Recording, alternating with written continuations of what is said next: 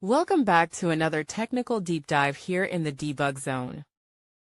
Today we're tackling a big question and breaking it down with insights from other users. Hopefully this clears up some misconceptions and helps you get the answer you need.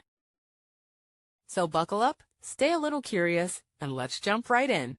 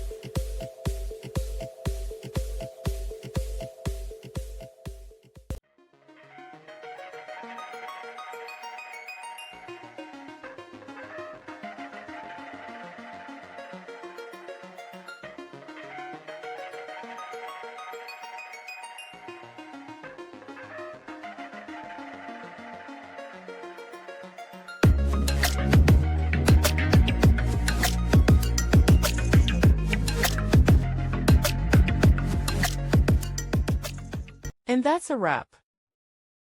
I hope you found the answer you were looking for.